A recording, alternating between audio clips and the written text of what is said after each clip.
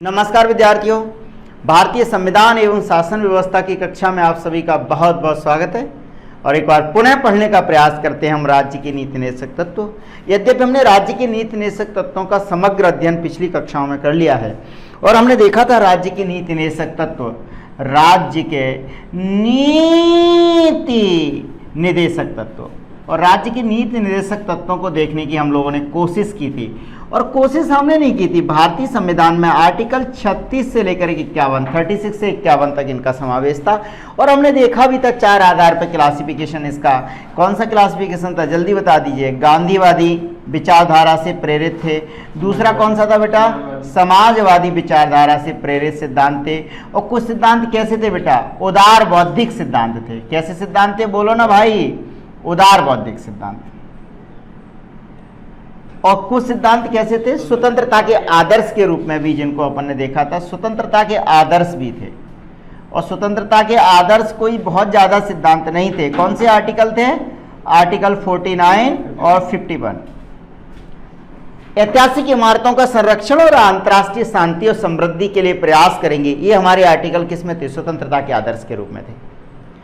तो 36 से 51 हमने तार्किक विभाजन किया ताकि हम समझ सकें कि राज्य की नीति निर्देशक सिद्धांत हैं। और हमने पहले ही देखा था, क्या देखा था, ये राज्य के लिए क्या है, राज्य के लिए आदर्श हैं, राज्य के लिए आदर्श हैं, आदर्श हैं। और क्या करेगा, राज्य का यह कर्तव्य होगा, राज्य का यह क्या होगा, यह कर्तव्य होगा, कर्तव्य होगा राज्य का। क्या कर्तव्य होगा राज्य का, कि वो नीतियों के निर्माण और क्रियान्वयन में इनका क्या रखे, ध्यान रखे और उनका प्रयोग करे। नीतियों के निर्माण में इनको शामिल करे, नीतियों के निर्माण में इनको शामिल करे, नीतियों के निर्माण में इन तत्वों का समावेश करे, इन तत्वों को सम्मिलित करने का प्रयास करे, सम्मिलित करने का क्या करे बेटा, प्रयास करें। राज्य का यह ड्यूटी है, कर्तव्य है, सम्मिलित करने का प्रयास करें। लेकिन अगर राज्य इनको सम्मिलित नहीं कर पाता है या सीमित ही रूप से कर पाता है तो इनके विरुद्ध न्यायालय में नहीं जा सकते। तो इनकी आलोचना भी इसी आधार पर की जाती है कि ये गैर न्यायोचित है। और हमने जब इनका विश्लेषण किया तो उस समय देखा था कि चूंकि राज्य के पास संसाधनों का क्या था बेटा, अभाव था, इसलिए राज्य जैसे जैसे अपने संसाधनों की अभिवृद्धि करता गया, जैसे जैसे उसके पास संसाधन आते गए, वो निर्देशक तत्वों को अपनी नीतियों में सम्मिलित करता चला गया। तो कई लोग आलोचना करते हैं, कई लोग आलोचना करते हैं और कहते हैं कि ये जो राज्य के नीति निर्देशक तत्व हैं ये केवल क्या हैं, चूंकि ये गैर न्यायोचित हैं, न्यायालय में नहीं जा सकते इनके विरुद्ध, चूंकि ये क्या है बेटा, गैर न्यायोचित हैं, चूंकि ये गैर न्यायोचित हैं, गैर न्यायोचित मतलब आप जबरदस्ती न्यायालय में जाके इनको क्रियान्वित नहीं करवा सकते, गैर न्यायोचित हैं। इस आधार पर आलोचना भी करते हैं, ये गैर न्यायोचित हैं। और ये कहते हैं ये केवल आदर्श बातें करते हैं, इनको लागू करवाने के लिए क्या है, कई लोगों ने कहा ये पुण्यात्मा लोगों की महत्वाकांक्षा मात्र है। समझ रहे ना बात को, पुण्यात्मा लोगों की ये क्या है, ये पुण्यात्मा लोगों की पुण्यात्मा लोगों की, जो पुण्य आत्मा है, अच्छी लोग हैं, पुण्यात्मा लोगों की महत्वाकांक्षा मात्र है, महत्वाकांक्षा मात्र है। पुण्यात्मा लोगों की महत्वाकांक्षा मात्र है। सरकार इनको लागू करने के लिए प्रयास नहीं करती और नहीं करेगी। क्यों नहीं करेगी, क्योंकि न्यायालय का कोई इस पे वो प्रभाव है नहीं। लेकिन डॉक्टर अंबेडकर साहब ने कहा, डॉक्टर अंबेडकर साहब ने क्या कहा लाला, ये कहा 5 साल बाद वही सरकार जब जनता के बीच में पुनः जाएगी, पुनः कहेगी कि हमको बनाओ बनाओ, बोले क्या प्रधानमंत्री, बोले क्या सांसद, बोले क्या विधायक, तो जनता अकाउंट देखेगी, हे सरकार तुमने कितने निर्देशक सिद्धांतों का पिछले 5 साल में पालन किया है, उनको लागू करने का प्रयास किया है। बोले वो तो नहीं कर पाए, तो सॉरी, बोलो ना, 5 साल बाद जनता के बीच में जाना पड़ेगा या नहीं जाना पड़ेगा, निर्वाचन में जाना पड़ेगा या नहीं जाना पड़ेगा, लोकतांत्रिक शासन पद्धति है।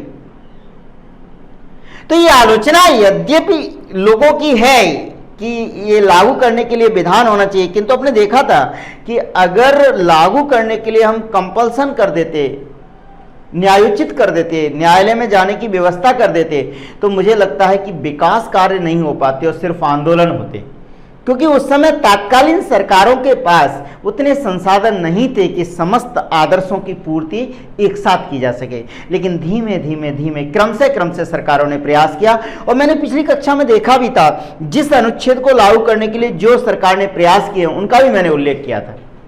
एक सवाल जो आप बेहद अच्छे तरीके से जो सवाल पूछ सकता है लोक सेवा आयोग, वो यह है, लिखिए डीपीएसपी क्या है, सवाल लिखिए डीपीएसपी क्या है, जिसका आंसर हम लिखा चुके हैं और आपसे आज अपेक्षा करेंगे कि आप लोग लिखेंगे डीपीएसपी क्या है।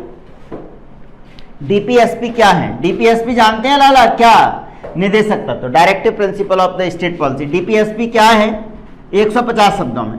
कई विद्यार्थियों की क्लास में व्यवस्था ही नहीं बन पाती है, तब तक 1 घंटा क्लास का निकल जाता है। डीपीएसपी क्या है?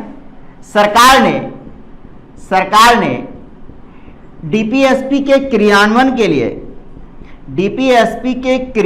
के लिए क्या कदम उठाए?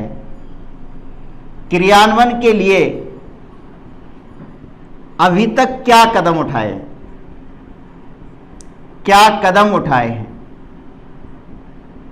क्या कदम? बहुत ही इंपॉर्टेंट शब्द है। 150 वर्ड किसी किताब में नहीं मिलेगा, ये आपको सोचना पड़ेगा। समझ रहे हैं? इनके सिद्धांत क्रियान्वयन के लिए क्या कदम उठाए हैं सरकारों ने?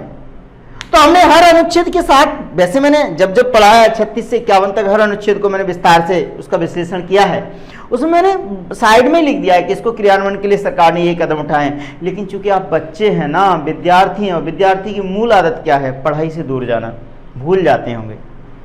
बोलो ना भाई। तो आज आपके साथ रिकॉल कर लें कौन कौन से कदम उठाए हैं जल्दी से, ताकि आप 150 शब्दों में इस उत्तर को लिख पाए। क्या कदम उठाए? सबसे पहले जब अपने बात की थी कि अहितकारी संकेंद्रण ना हो आर्टिकल 39 बी और सी को लागू करने के लिए, तो उसके लिए सरकार ने क्या कदम उठाए? भूमि सुधार कानून लेके आई सरकार, सीमांकन व्यवस्था की। तो पहला क्या है? वैसे ये सवाल आप ही लिखेंगे चूंकि, लेकिन आप कोरोना महामारी में घर में ही बैठे हैं, अच्छा खाने को भी नहीं मिल रहा है, घूमने को भी नहीं मिल रहा है, तो टीचर का ये दायित्व है कि वो लिखा दे। लिखा दूं या नहीं लिखा दूं? हाँ या ना? बोलो ना, हाँ या ना। क्या आवाज है जनता की? जनता की आवाज हाँ में आ रही है, एक स्वर में, ध्वनिमति से लिखाते। क्या लागू किया? बोले भूमि सुधार कानून। क्या किया? भूमि सुधार कानून लेके आए हम लोग डीपीएसपी को क्रियान्वित करने के लिए। भूमि सुधार कानून लेके आए। सहकारी कृषि लेके आए हम, कोऑपरेटिव कृषि, सहकारी कृषि लेके आए। कृषि बोले वित्तीय संसाधनों का अहितकारी संकेंद्रण ना हो, इसके लिए हमने क्या किया? बैंकों का राष्ट्रीयकरण किया बेटा। क्या किया? नेशनलाइजेशन ऑफ बैंक्स, बैंकों का राष्ट्रीयकरण किया। राष्ट्रीयकरण क्यों किया? ताकि वित्तीय संसाधन सबके लिए उपलब्ध रहे। देखिए कितनी बड़ी बात करी है। ऐसा नहीं है कि हमारी सरकार कुछ नहीं करेगी, यद्यपि ये गैर न्यायोचित है, फिर भी सरकार ने प्रयास किया। वित्तीय संसाधनों की उपलब्धता काय के लिए हो बेटा? सभी के लिए हो। इसके लिए क्या किया सरकार ने? बैंकों का राष्ट्रीयकरण किया। कब किया? कोई बताएगा? 1969 में बैंकों का राष्ट्रीयकरण किया। आप बैंक देखिए, बैंक आपके द्वार। बैंक किसके द्वार? आपके द्वार। चलित मोबाइल, चलित एटीएम। कई बैंक अभी कोरोना के दौरान, पैंडेमिक के दौरान कई बैंकों ने सुविधा भी दी। आप फोन करिए, हे बैंक कहेगी क्या है? हमको 100 रुपए जमा करना है। बोले हम आ रहे हैं आपके घर, लाइए। समझ रहे ना? वित्तीय संसाधनों की उपलब्धता सबके लिए हो, अहितकारी संकेंद्रण ना हो। आर्टिकल 39 बी और 39 सी याद है या भूल गए? अगर भूल गए हो तो बियर एक्ट खोलो और उसको याद करने की कोशिश करो। इसको लागू करने के लिए सरकार ने प्रयास किया। भूमि सुधार कानून लेके आए। मजदूरों के हित के लिए भी काम किया। मजदूरों के हित के लिए क्या काम किया? बोलो ना भाई। मजदूरों के हितों के लिए क्या किया? बोलो। न्यूनतम मजदूरी अधिनियम लेके आए। जल्दी से लिखेंगे क्योंकि आप भूल गए होंगे, सवाल आपका है वैसे। न्यूनतम मजदूरी अधिनियम, मिनिमम इतनी मजदूरी देनी पड़ेगी आपको। न्यूनतम मजदूरी अधिनियम 1948, कब आया था ये, याद आ रहा है कुछ या नहीं आ रहा है? 1948 न्यूनतम मजदूरी अधिनियम।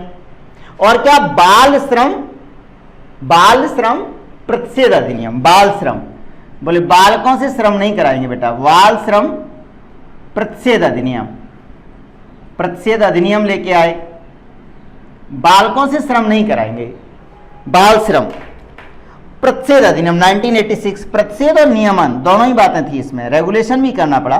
प्रतिषेध एवं नियमन अधिनियम 1986, ये सरकारों ने प्रयास किए ना बेटा, बोलो ना, डीपीएसपी को क्रियान्वयन करने के लिए कदम उठाए या नहीं उठाए? ये बहुत ही ज्वलंत प्रश्न है, आयोग पूछेगा और आपको इसमें इनोवेटिव नवाचारी तरीके से इसका आंसर देना है ताकि आप बेहतर अंक प्राप्त कर सके।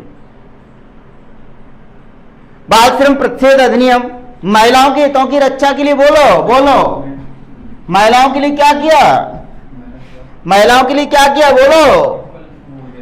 पहली बात तो महिलाओं के स्वास्थ्य का ध्यान रखेंगे, तो क्या किया महिलाओं के लिए, प्रसूति प्रसुविधा अधिनियम लेके आए। बोलो ना भैया, प्रसूति प्रसुविधा अधिनियम लेके आए कि ताकि डिलीवरी, संस्थागत प्रसव को बढ़ावा दें, आईसीडीएस के माध्यम से संस्थागत प्रसव को बढ़ावा, ICDS integrated child development scheme, और संस्थागत प्रसव को बढ़ावा दिया।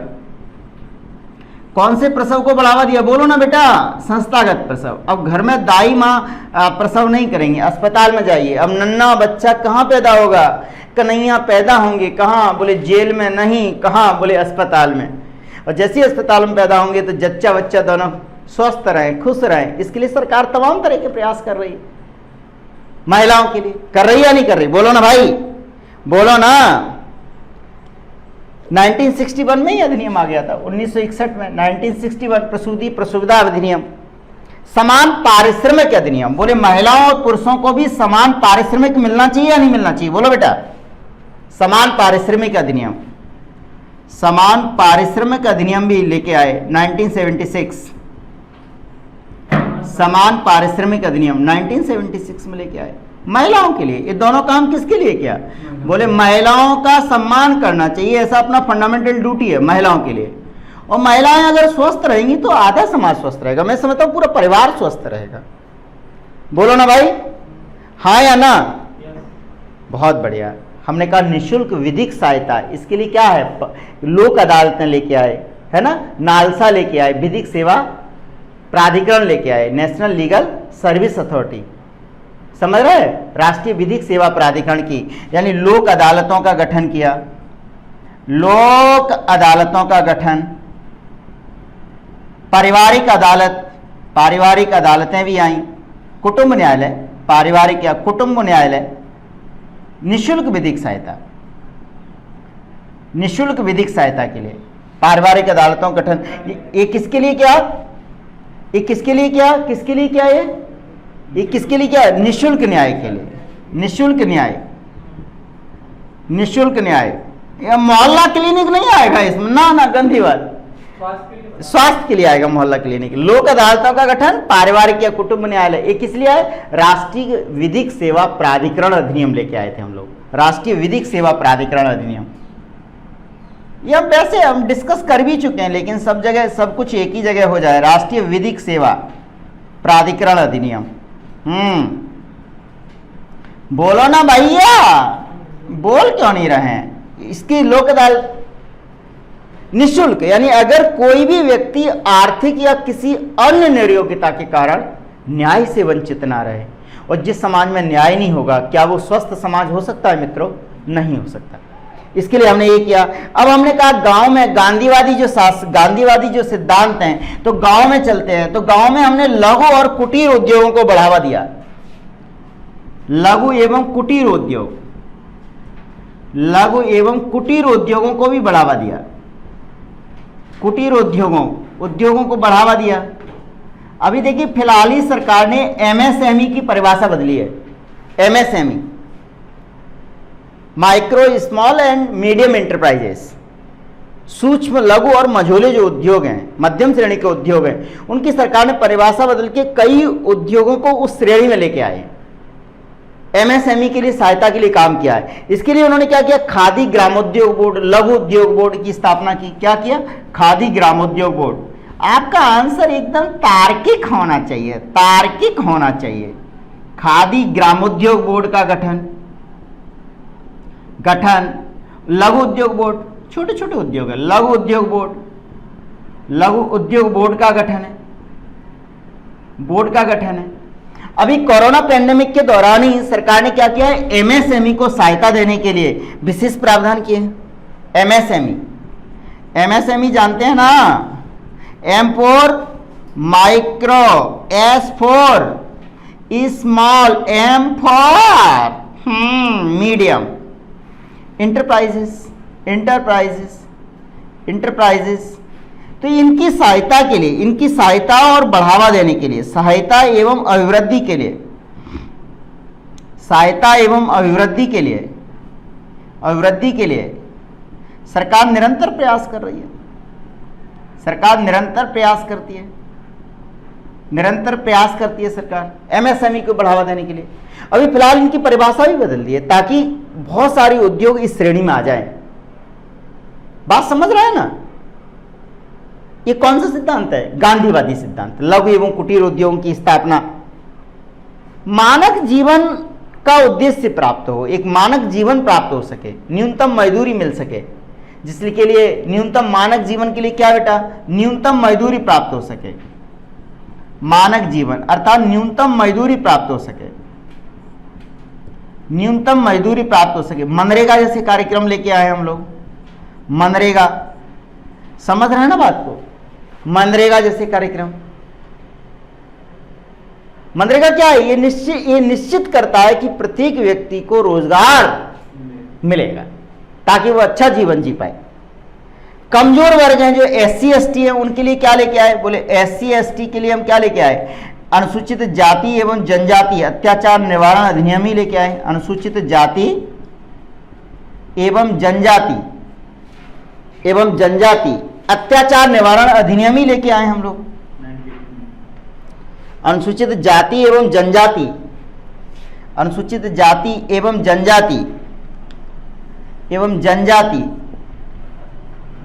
जनजाति अत्याचार निवारण अधिनियम, एट्रोसिटी अत्याचार निवारण अधिनियम कब लेके आए बेटा, 1989 में। सभी वर्ग समान रहें, कोई भेदभाव नहीं हो। अस्पष्टता निवारण अधिनियम, अस्पष्टता निवारण अधिनियम, अस्पष्टता निवारण अधिनियम कब लेके आए बोलो, 1955 में आया। इसका नाम बदल दिया 1976 में, क्या, सिविल अधिकार संरक्षण अधिनियम, इसी को बना दिया। तो हमने ऐसा नहीं है काम नहीं किया, काम किया है। सिविल अधिकार संरक्षण अधिनियम काम किया है, हमने किया है ना काम। लगातार सरकारें अपने संसाधनों को अनुसार, संसाधनों की क्षमता के अनुसार प्रयास करती रहती हैं, प्रयास किए हैं सरकारों ने।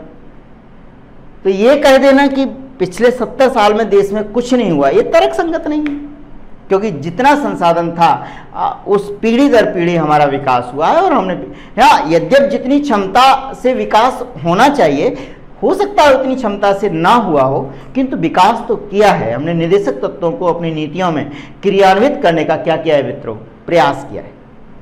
बात समझ पा रहे हैं या नहीं समझ पा रहे, बोलो ना भाई।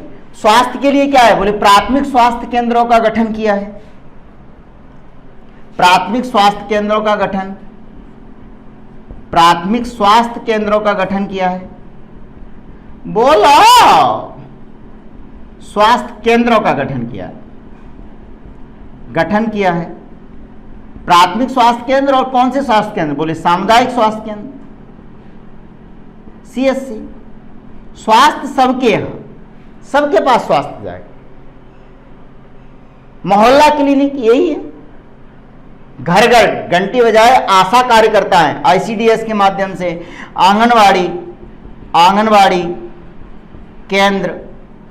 और कौन बेटा, आईसीडीएस।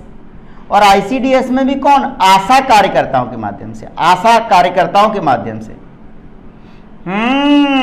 काय के माध्यम से बोलो, आशा कार्यकर्ताओं के माध्यम से हमने क्या किया है, लोगों के स्वस्थ और दीर्घायु होने के लिए प्रयास किए। बोलो ना भाई। गांधी जी ने यह कहा था कि सरकार नीतियों के निर्माण में और क्रियान्वयन में स्थानीय लोगों की सहभागिता होनी चाहिए। तो हमने कहा, हे गांधी जी, आप बिल्कुल तनाव नहीं लें, हम आपके ही बच्चे हैं, आपके ही सपनों के भारत को साकार करने के लिए प्रयासरत हैं। तो बोले क्या करेंगे? बोले ग्राम पंचायतों का भी गठन किया हमने। किया या नहीं किया? सबसे महत्वपूर्ण मैं 5 लाइन लगा रहा हूं। कितनी लाइन लगा रहा हूं? 5 लाइन। बोले ग्राम पंचायतों का गठन। अगर ग्राम पंचायतों का गठन बता सकता है कौन से आर्टिकल के तहत है? 40 आर्टिकल कौन सा लाला? 40। और इसके लिए हमने संविधान में भी संशोधन किया, 73वां और 74वां। ग्राम पंचायतों का ही गठन नहीं किया, प्लस बोले नगरीय निकायों पे गठन किया, यानी लोकल बॉडीज, स्थानीय लोगों को उसमें शामिल किया। कई लोगों ने कहा आपकी सरकार ने अंतर्राष्ट्रीय संबंधों के लिए, अंतर्राष्ट्रीय शांति और अभिवृद्धि के लिए कोई प्रयास नहीं किए। हमने कहा चुप, सरकार ने प्रयास नहीं किए। बोले नाम किसने बनाया? हमारी सहभागिता थी। पंचशील के सिद्धांत किसने दिए? हमने दिए। नाम, पंचशील। आज भी हम जिम्मेदार परमाणु संपन्न राष्ट्र है। नो फर्स्ट यूज की पॉलिसी है। समझ रहे हैं ना बात को? हम किसी पर आक्रमण नहीं करते, हम तो क्या करते हैं, जियो और जीने दो। तो अंतर्राष्ट्रीय संबंधों की दृष्टि से जो लागू करने का प्रयास किया, जो क्रियान्वयन का प्रयास किया बेटा अंतर्राष्ट्रीय संबंधों में, वो क्या किया है? अंतर्राष्ट्रीय संबंधों के लिए बोलो अंतर्राष्ट्रीय संबंधों में क्या किया है? बोले नाम काय का गठन, नाम का गठन। हमारी सहभागिता थी या नहीं थी? नाम का मतलब क्या है? बोले नाम मूवी नहीं है, गुट निरपेक्ष आंदोलन। बोले हम किसी के पक्ष में नहीं है। कबीरा खड़ा बाजार में, मांगे सबकी खैर, ना काऊ से दोस्ती ना काऊ से बैर। पंचशील के सिद्धांत किसने दिए लाला? बोलो भाई, किसने दिए? लाली भी कहना पड़ेगा, नहीं तो छात्राएं नाराज हो जाएंगी, सर जेंडर वाइसिंग करते हैं। पंचशील के सिद्धांत। आज भी हम जिम्मेदार परमाणु संपन्न राष्ट्र हैं और अंतर्राष्ट्रीय सहयोग को ही बढ़ावा देते हैं। तमाम क्षेत्रीय सहयोग संगठन है, तमाम अंतर्राष्ट्रीय स्तर पर जो सहयोग संगठन है, उनमें हमारी सक्रिय सहभागिता है।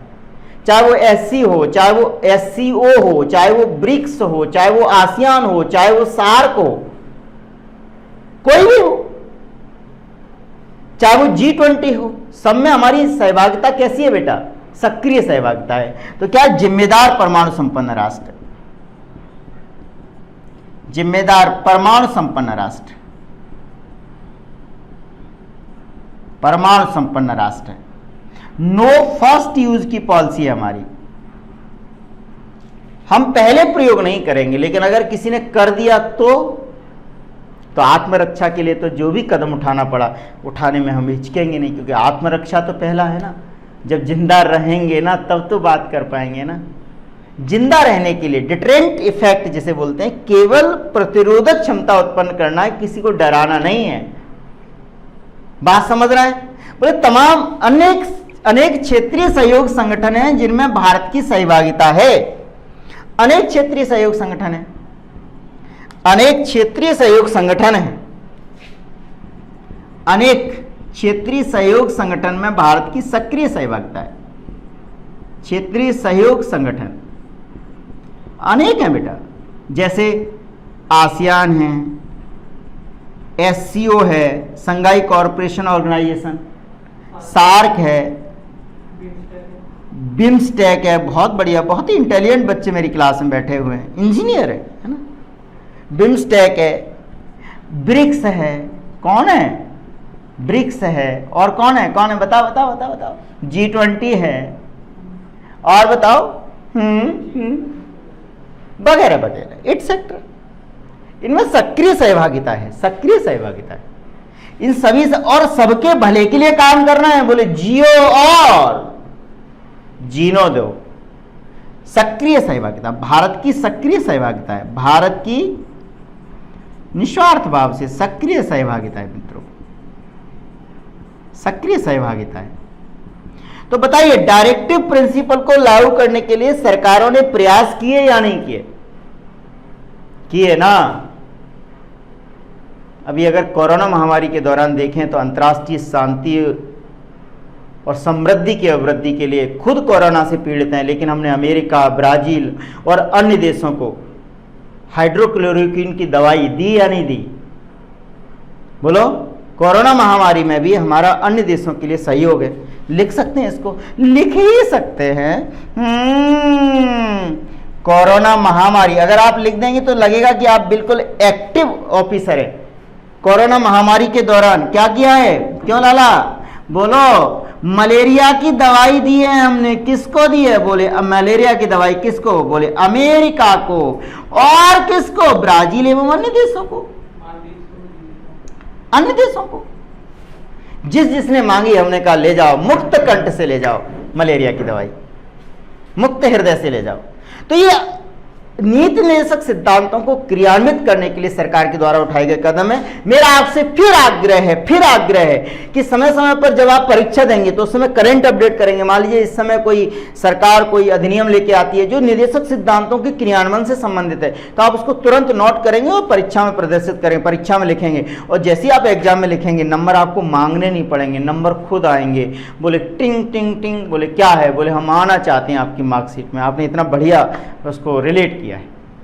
तो इस तरह से आप सरकार के द्वारा प्रयास किए गए। ये डीपीएसपी को लागू करने के लिए सरकार के द्वारा जो प्रयास किए गए हैं उनको अपन विस्तृत तरीके से लिख सकते हैं। बात समझ पा रहे हैं या नहीं? सवाल ये उठता है, एक सवाल आयोग और पूछ सकता है कि मौलिक अधिकार और राज्य के नीति निर्देशक तत्वों में बेसिकली क्या अंतर है और इनके मध्य सर्वोच्च न्यायालय में कभी कोई विवाद हुआ? यदि हुआ तो सर्वोच्च न्यायालय ने उसका निराकरण कैसे किया? तो हम हेडिंग लगा लेते हैं, मौलिक अधिकार व राज्य के नीति निर्देशक तत्वों में अंतर। बहुत ही इंपॉर्टेंट सवाल है। कैसा सवाल है? बहुत ही इंपॉर्टेंट है। राज्य के नीति निर्देशक तत्व और मौलिक अधिकारों में अंतर। मौलिक अधिकार, फंडामेंटल राइट्स, मौलिक अधिकार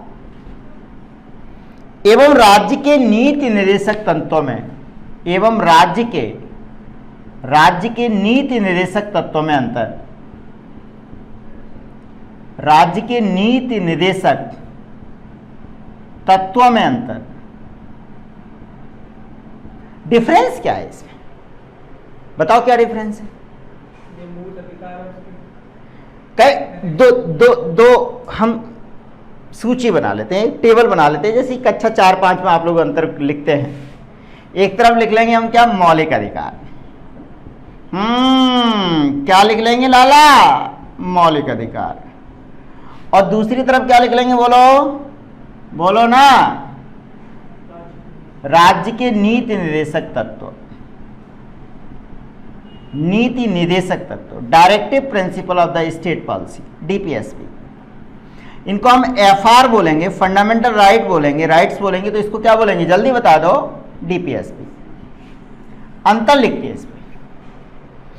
कई छात्र छात्राएं क्या करते हैं कि अंतर पता नहीं है तो क्या लिखते हैं? एक अंतर तो स्वतः क्रिएट कर देते हैं। बोले इन्हें मौलिक अधिकार कहते हैं, इन्हें राज्य के नीति निर्देशक तत्व कहते हैं।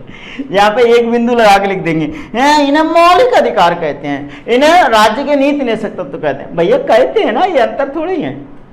जैसे आप कक्षा 6 में नहीं पढ़े, परासरण और विसरण में अंतर लिखो। इसे परासरण कहते हैं, इसे विसरण कहते हैं। परासरण होता है, विसरण होता है। ये कब उपयोग करते हैं? जब आपके पास कंटेंट नहीं होता है और सवाल लिखना ही है। समझ रहे हैं? ये आर्टिकल 12 से 35 तक दिए गए हैं। हाँ लिख दो, कोई बात नहीं, ये तो दुनिया जानती है। यूपीएससी तो यही लिखता है। यूपीएससी इतना तो सवाल में ही लिख देता है। और ये आर्टिकल कहां दिए गए? बोलो। 36 से 51 में दिए गए। बहुत बढ़िया।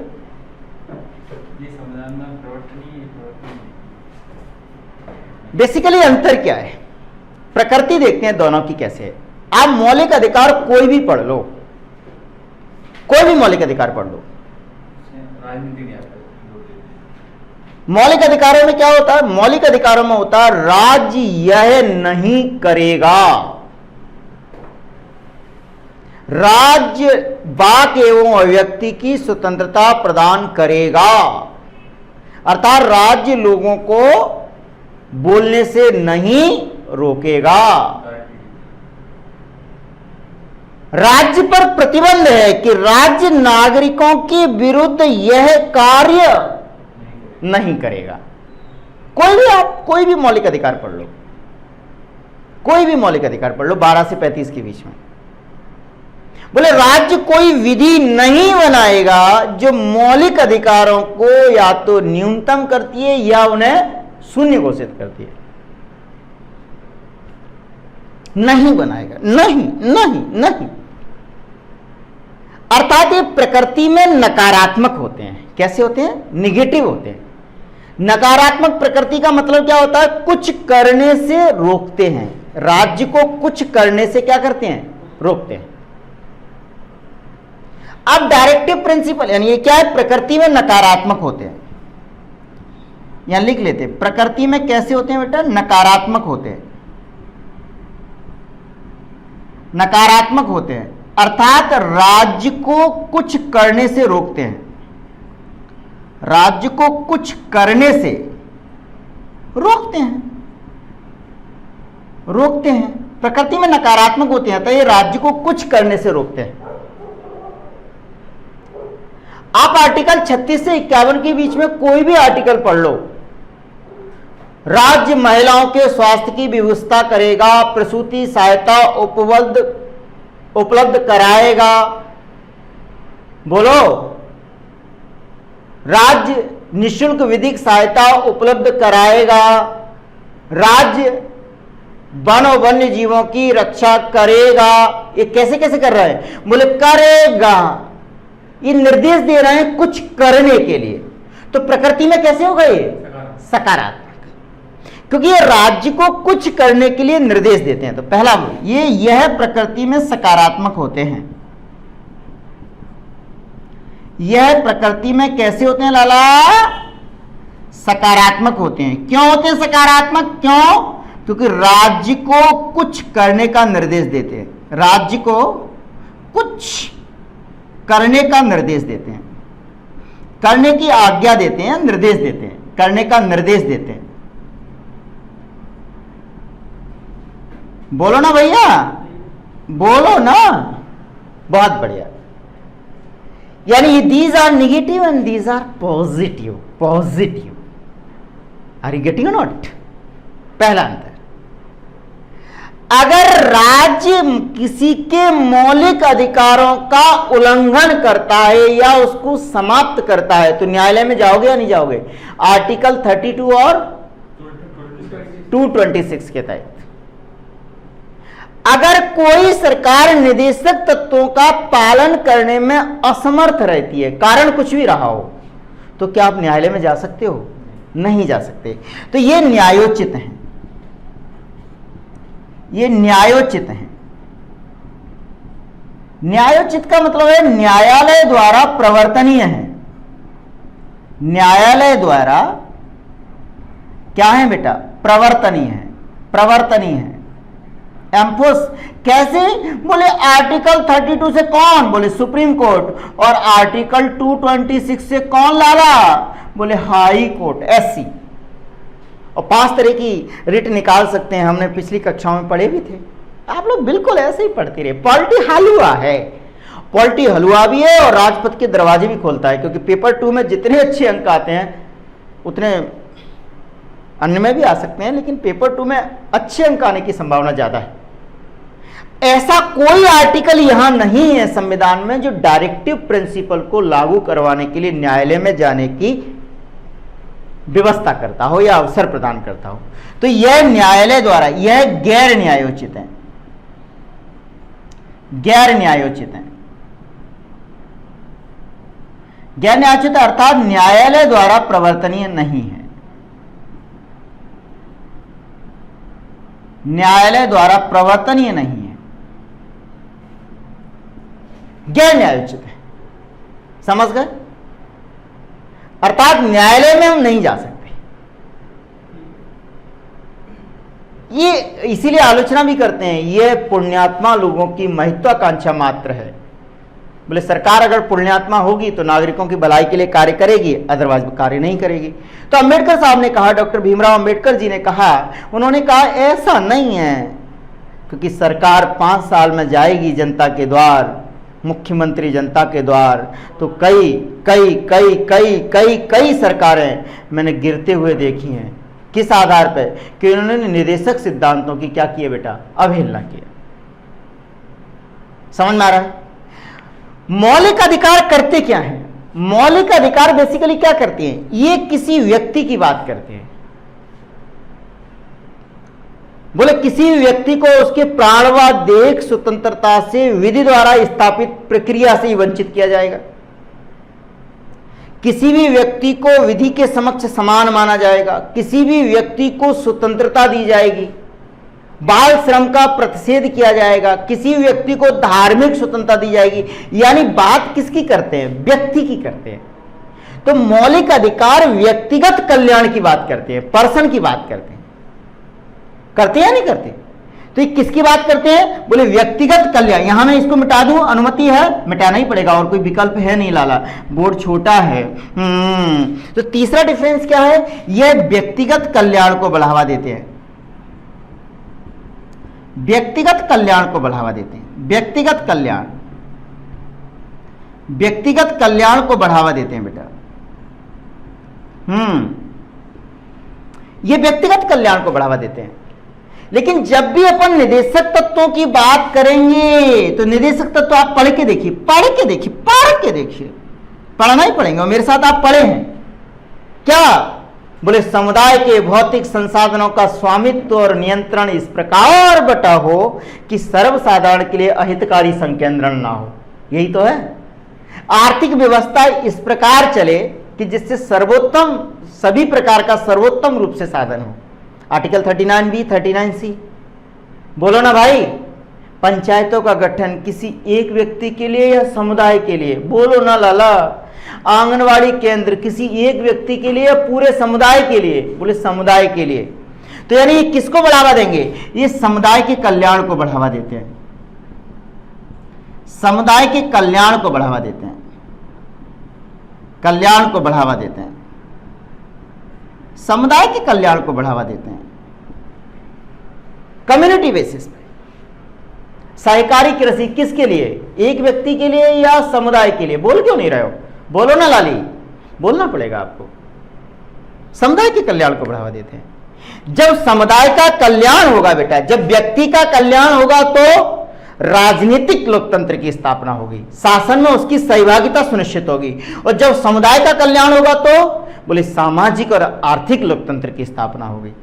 बिल्कुल हाईलाइटेड करेंगे इस पॉइंट को, हाईलाइटेड करेंगे। यह राजनीतिक लोकतंत्र की स्थापना करते हैं। राजनीतिक लोकतंत्र की स्थापना करते हैं। लोकतंत्र की स्थापना करते हैं। और ये क्या करते हैं? कौन बताएगा लाला? सामाजिक और आर्थिक लोकतंत्र की स्थापना करते हैं। सामाजिक और आर्थिक लोकतंत्र की स्थापना करते हैं। सामाजिक और आर्थिक लोकतंत्र की स्थापना करते हैं मित्रों। लोकतंत्र की स्थापना करते हैं। बोल दो, क्यों नहीं बोल रहे हो? और हमारा अंतिम उद्देश्य क्या है? कौन बताएगा? अगर आप निबंध लिखेंगे तो what is your final target? What is your final target? अंतिम उद्देश्य क्या है?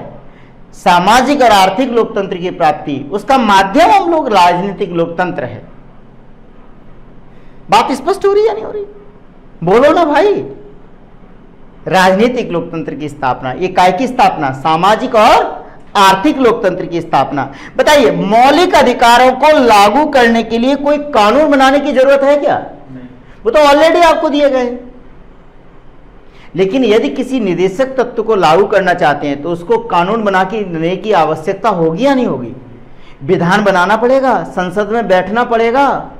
बोलो ना भाई। सामाजिक संस्कृति बनाएंगे, देश की एकता और अखंडता तैयार करेंगे, संसद कानून बनाएगी ना। महिलाओं के जीवन को ठीक करना है तो 3 तलाक जैसे अधिनियम है वो कहाँ बनेंगे, घर में या संसद में, बोलो। तो मेरा आपसे आग्रह यही है, आप सब लोग सिविल सेवाओं की तैयारी कर रहे हैं, जब कानून संसद बना रहा है तो विरोध भी सड़क पे होना चाहिए, संसद में होना चाहिए, संसद में होना चाहिए। आप अपने अपने प्रतिनिधियों से बोलिए। तो इनको लागू करने के लिए, यानी मौलिक अधिकारों को लागू करने के लिए विधान बनाने की आवश्यकता नहीं है। मौलिक अधिकारों को लागू करने के लिए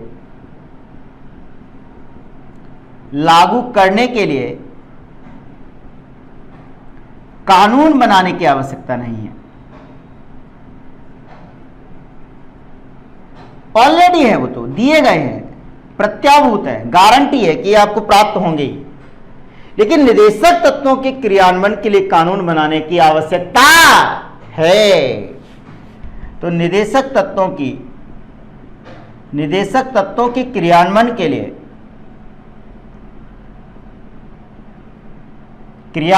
लिए कानून बनाने की आवश्यकता है।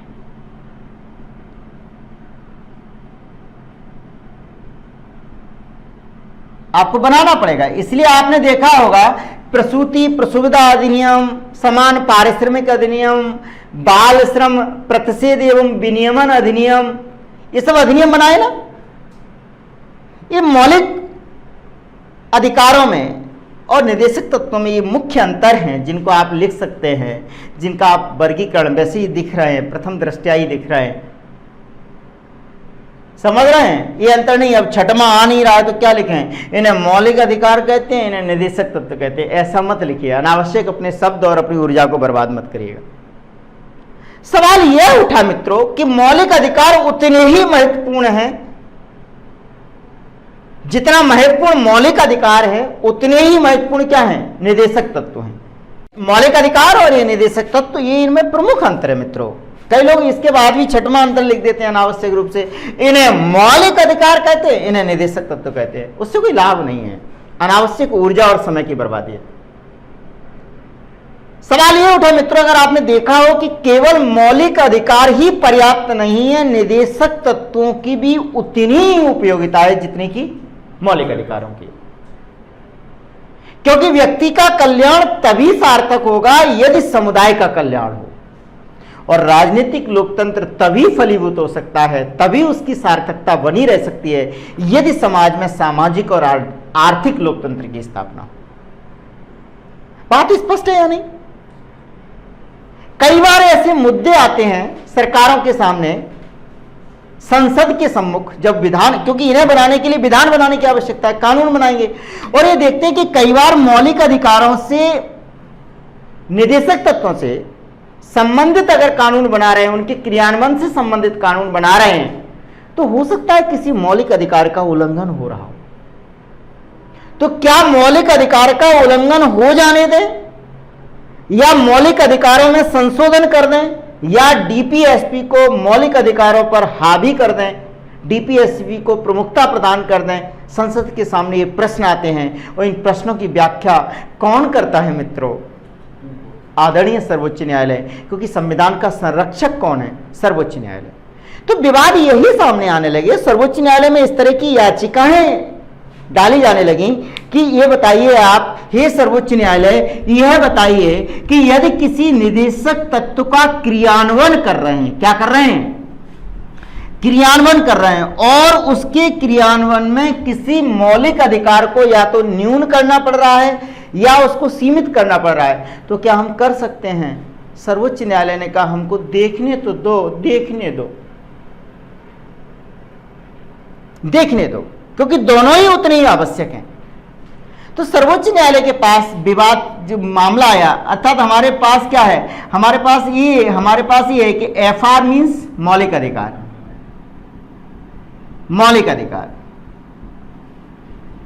और डीपीएसपी मीन्स, बोलो बेटा, राज्य के निदेशक तत्व, नीति निदेशक तत्व, directive principle of the state policy. तो इनमें बड़ा कौन है? ये बड़ा है, ये बड़ा है, ये छोटा है, या ये बड़ा है, ये दोनों बराबर है? क्या है? अगर गणित की भाषा में कहें, या तो ग्रेटर देन और इक्वल है, F R is greater than equal to DPSP, और F R is less than और इक्वल टू डीपीएसपी, और F R is identical to DSP. ये समरूपता का निशान है।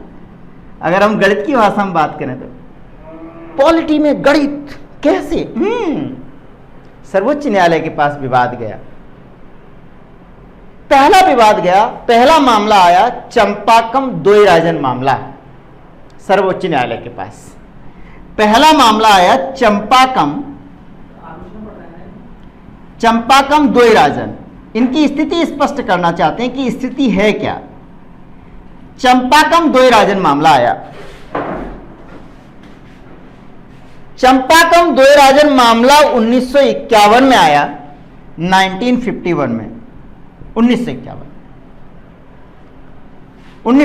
में।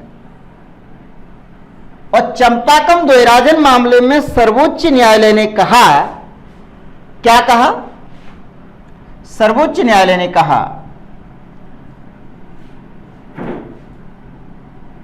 सर्वोच्च न्यायालय ने कहा, जो सुप्रीम कोर्ट ने कहा है वो महत्वपूर्ण है। इन्होंने कहा कि एफ आर यानी fundamental right is greater then DPSP. सर्वोच्च न्यायालय भी गणित पढ़ने लगा, बोले मौलिक अधिकार ज्यादा महत्वपूर्ण है, मौलिक अधिकार ज्यादा महत्वपूर्ण है डीपीएसपी से। बोले तो डीपीएसपी क्या है? बोले डीपीएसपी मौलिक अधिकारों के पूरक के रूप में काम करेंगे, सप्लीमेंट्री के रूप में काम करेंगे, मुख्य नहीं है। मुख्य कौन है? मौलिक अधिकार। और कहा, क्या कहा कि डीपीएसपी निदेशक तत्व मौलिक अधिकारों के पूरक के रूप में कार्य करेंगे। सर्वोच्च न्यायालय ने डिसीजन सुना दिया, बेटा मौलिक अधिकारों के पूरक के रूप में कार्य करेंगे। काय के रूप में कार्य करेंगे लाला? पूरक के रूप में, सप्लीमेंट्री के रूप में काम करेंगे, एफआर के पूरक के रूप में कार्यरत रहेंगे। लेकिन प्रमुखता किसको है? बोले एफआर इज ग्रेटर देन, बोलो ना, डीपीएसपी। सर्वोच्च न्यायालय ने डिसीजन दे दिया। जैसे ही सर्वोच्च न्यायालय का निर्णय आता है तो सर्वोच्च न्यायालय खुद ये सुविधा देता है कि यदि आपको कोई संदेह है या सुधार की संभावना है तो दोबारा याचिका डालिए। और पुनः बोले हम नहीं, बोले संतुष्ट नहीं है, बोले इसका मतलब डीपीएसपी कभी लागू ही नहीं होंगे, सरकारें ही कह देंगी कि मौलिक अधिकार महत्वपूर्ण है, डीपीएसपी महत्वपूर्ण नहीं, जबकि डीपीएसपी तो उतना ही महत्वपूर्ण है, डीपीएसपी उतना ही महत्वपूर्ण है। लोगों ने फिर याचिका लगाई सर्वोच्च न्यायालय में, और सर्वोच्च न्यायालय में जब याचिका लगाई लोगों ने, दूसरा मामला आया गोलकनाथ मामला। दूसरा मामला आया गोलकनाथ मामला। गोलकनाथ मामला कब आया? गोलकनाथ मामला कौन बताएगा? 1967, 1967। सर्वोच्च न्यायालय से फिर पूछा गया, हे सर्वोच्च न्यायालय बताओ एफआर और डीपीएसपी में से बड़ा कौन? गणित की भाषा में सर्वोच्च न्यायालय ने इसमें डिसीजन दिया। सर्वोच्च न्यायालय ने इस मामले में कहा, सर्वोच्च न्यायालय ने कहा, सर्वोच्च न्यायालय ने क्या कहा? सर्वोच्च न्यायालय ने कहा कि डीपीएसपी को लागू करने के लिए मौलिक अधिकारों में संशोधन नहीं हो सकता। मौलिक अधिकार बड़े हैं। क्या कहा कि डीपीएसपी यानी निदेशक तत्व, डीपीएसपी का मतलब समझते हैं क्या? बोलो बेटा, निदेशक तत्व को लागू करने के लिए, लागू करने के लिए मौलिक अधिकारों में संशोधन नहीं हो सकता। मौलिक अधिकारों में किसी तरह का कोई संशोधन नहीं, मौलिक अधिकारों में संशोधन नहीं हो सकता। मौलिक अधिकारों में संशोधन नहीं। अब तो और ही विचित्र बात हो गई। बोले एक तरफ तो हम बात कर रहे हैं कि समुदाय के भौतिक संसाधनों का वितरण इस प्रकार हो कि जिससे आर्थिक लोकतंत्र की स्थापना हो डीपीएसपी में, वहीं मौलिक अधिकार किसकी बात कर रहा है? बोले संपत्ति के अधिकार की बात कर रहा है। अब यदि अपन वितरण करते हैं, भूमि सुधार कानून लेके आते हैं, संपत्ति के अधिकार को यदि हम सीमित करते हैं तो गड़बड़ हो रहा है ना। कह दिया कह दिया कह दिया कह दिया, क्या बोले संशोधन नहीं, किसमें बोले एफआर में, किसके लिए बोले डीपीएसपी के लिए। बात बहुत मुश्किल थी, संसद ने कहा अब हम करें क्या, बोले चुनाव में जाएंगे जनता से कहेंगे हम तो डीपीएसपी लागू कर रहे थे, लेकिन सरकार सर्वोच्च न्यायालय ने कहा है कि मौलिक अधिकारों में संशोधन नहीं हो सकता। लेकिन उस समय तत्कालीन संसद ने 1971 में, मैंने संपत्ति के अधिकार जब मैं पढ़ा रहा था, जब मैं क्लास ले रहा था तो विस्तार से भी चर्चा की थी। 1971 में संसद ने, तत्कालीन प्रधानमंत्री श्रीमती इंदिरा गांधी जी, संसद ने 2 संशोधन किए, 24वां संविधान संशोधन और 25वां संविधान संशोधन अधिनियम 1971, और उस समय मौलिक अधिकारों में संशोधन कर दिया और संपत्ति के अधिकार को मौलिक अधिकारों से हटा के क्या कर दिया बेटा, विधिक अधिकार बना दिया।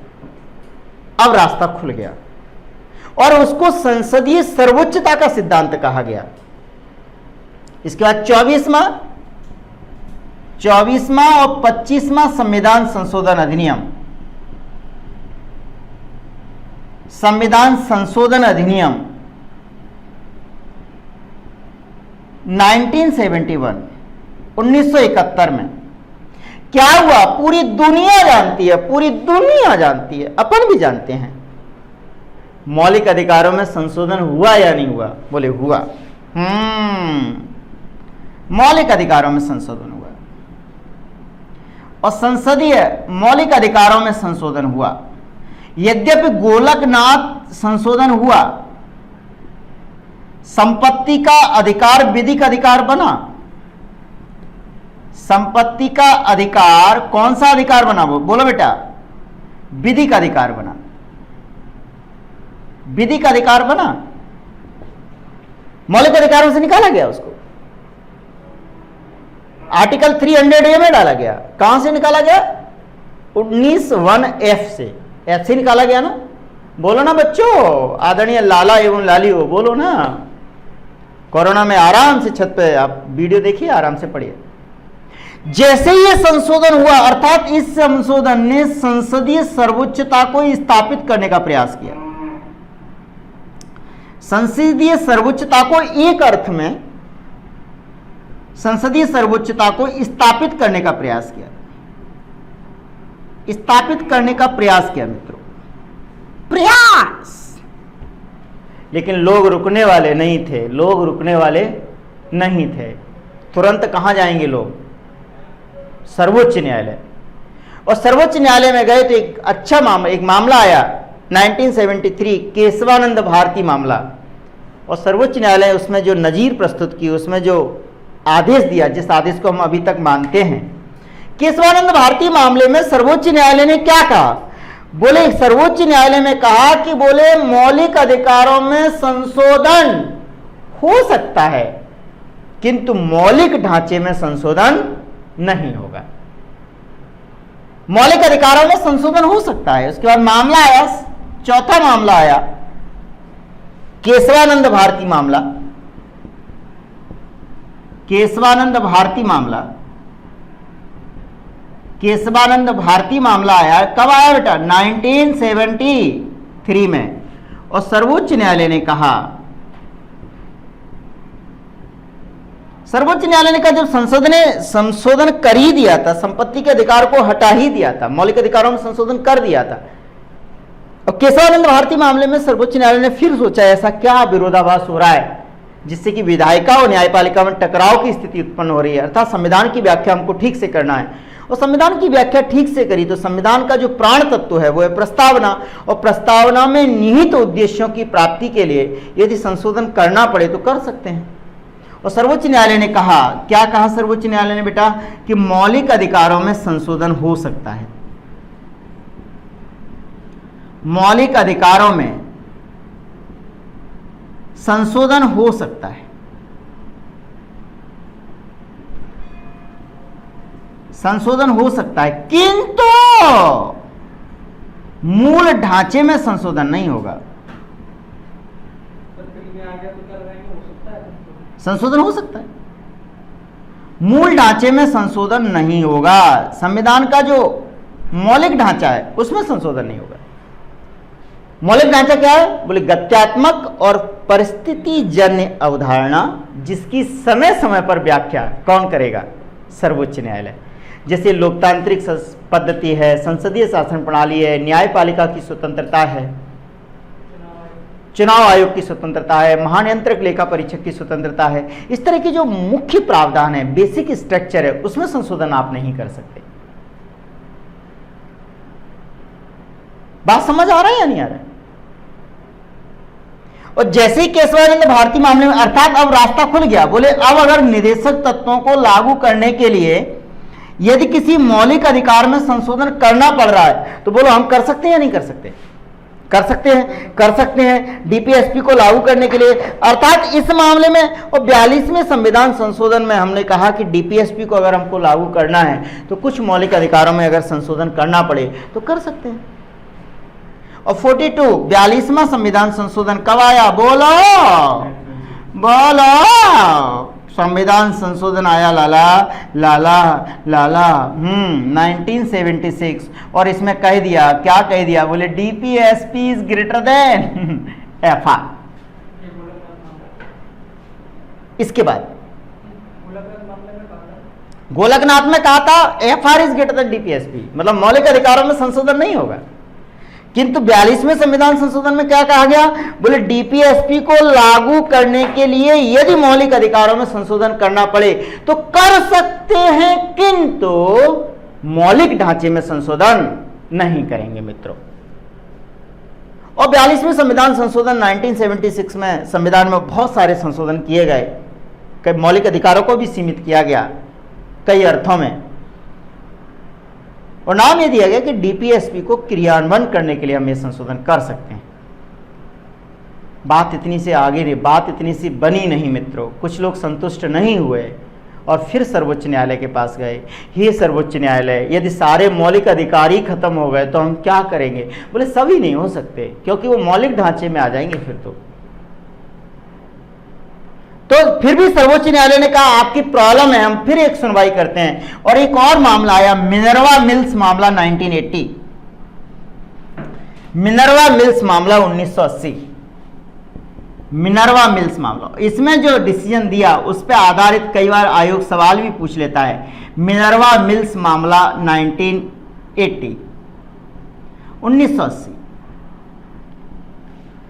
और इस मामले में सर्वोच्च न्यायालय ने कहा कि डीपीएसपी ना एफआर से बड़े हैं ना एफआर से छोटे हैं। बोले राज्य के नीति निदेशक तत्व और मौलिक अधिकार दोनों ही इस देश के लिए महत्वपूर्ण है, दोनों ही समाज के लिए महत्वपूर्ण है। और बढ़िया सुंदर सा मामला दिया गणित की भाषा में, DPSP is identical to FR.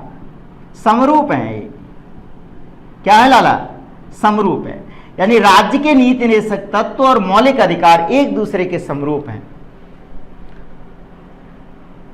और सुंदर सा उदाहरण दिया सर्वोच्च न्यायालय ने, कहा कि ये एक रथ के दो पहियों के समान हैं। क्या है? बोले मौलिक अधिकार और राज्य के नीति निदेशक तत्व। मौलिक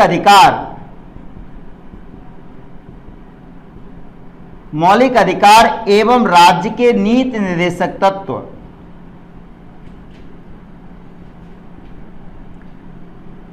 निदेशक तत्व बोले क्या है? बोले एक रथ के दो पहियों के समान है, दो पहियों के समान है।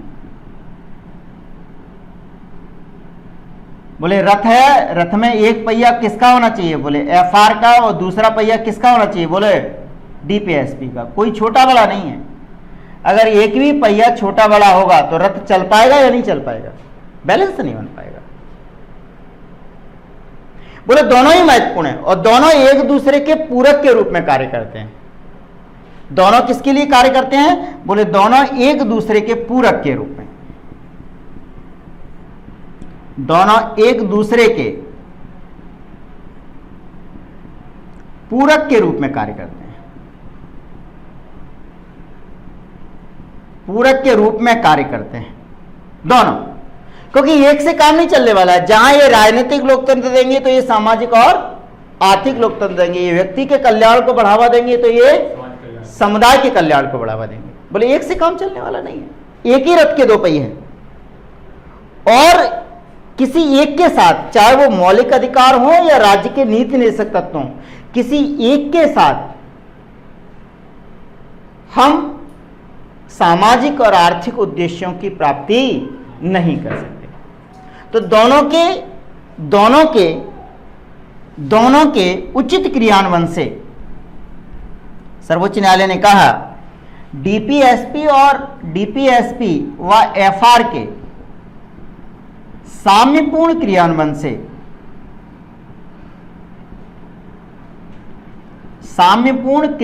से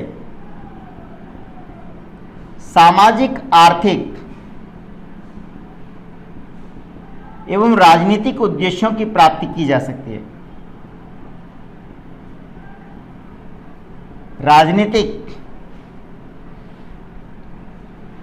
राजनीतिक उद्देश्यों की प्राप्ति की जा सकती है।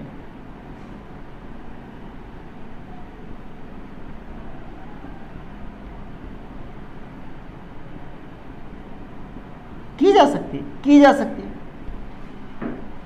समझ पा रहे हैं? मिनर्वा मिल्स मामले में सर्वोच्च न्यायालय ने निर्णय दिया, सबको बड़ा बढ़िया लगा, वाह वाह वाह, अब सही आए हैं। और यही उन्नी कृष्णन 1993 में सर्वोच्च न्यायालय ने इसी मामले का समर्थन किया और इसी के निर्णय का समर्थन किया। उन्नी कृष्णन मामला 1993 में दोबारा फिर आया मामला इसी मामले का, मिनर्वा मिल्स मामले का ही समर्थन किया। इसमें मिनर्वा मिल्स मामले के निर्णय का समर्थन किया। 3 मामले के निर्णय का समर्थन किया। बोले किसने समर्थन किया? बोले सर्वोच्च न्यायालय ने।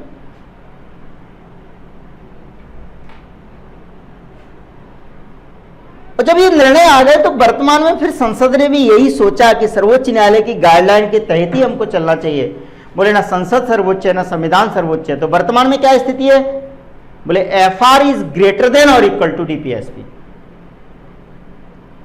बोले यदि किसी डीपीएसपी को क्रियान्वित करने के लिए यदि मौलिक अधिकार में यदि संशोधन करना पड़ सकता है तो कर सकते हैं, कोई दिक्कत नहीं है, किंतु मौलिक ढांचे में संशोधन नहीं करेंगे। दोनों बराबर है। तो वर्तमान स्थिति में लिख लेंगे आप, वर्तमान स्थिति में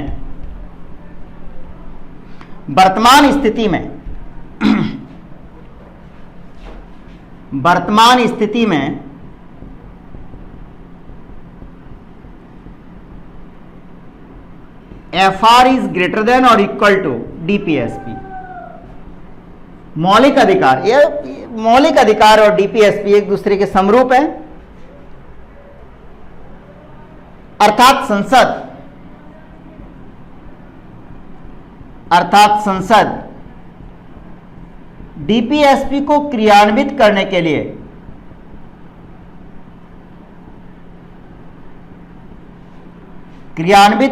लिए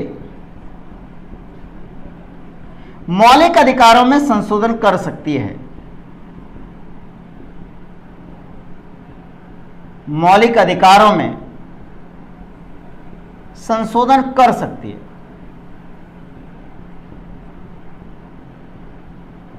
किंतु मौलिक ढांचे में संशोधन नहीं होना चाहिए। मौलिक ढांचे में संशोधन नहीं होगा।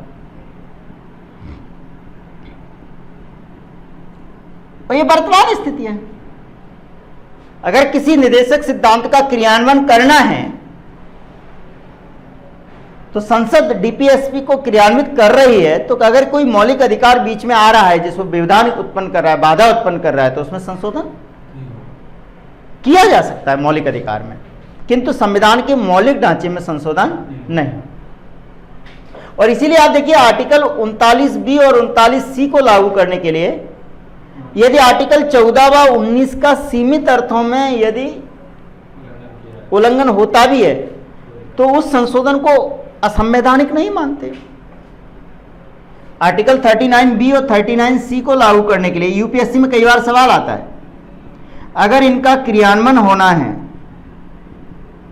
और इनके क्रियान्वयन के फलस्वरूप यदि आर्टिकल 14 व 19 का, तो 14 व 19 के उल्लंघन के आधार पर इसको असंवैधानिक, इस क्रियान्वयन को असंवैधानिक नहीं माना जाएगा, असंवैधानिक नहीं माना जाएगा।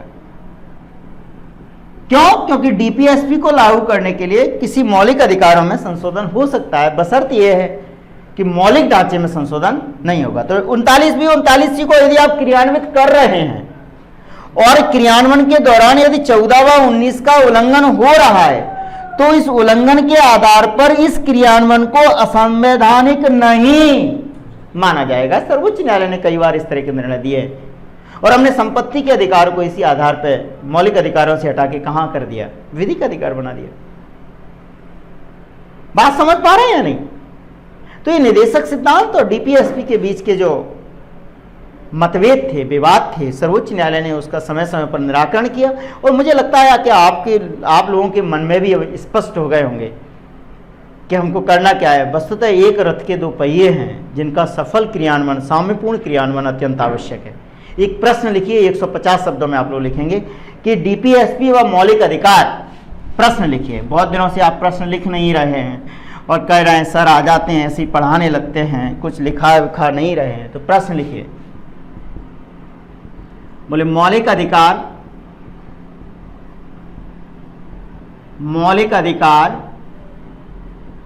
व राज्य के नीति निर्देशक तत्व,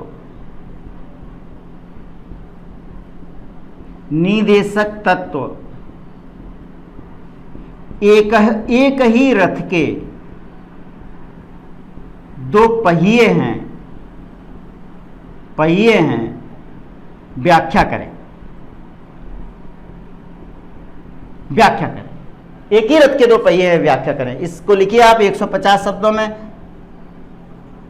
और मिलते हैं फिर अगली कक्षा में। आपके सुझाव और आपके प्रश्नों का हमेशा स्वागत है, जो मेरे लिए प्रेरणा स्रोत का कार्य करते हैं। और अच्छे से पढ़िए, शुभकामनाओं के साथ। धन्यवाद।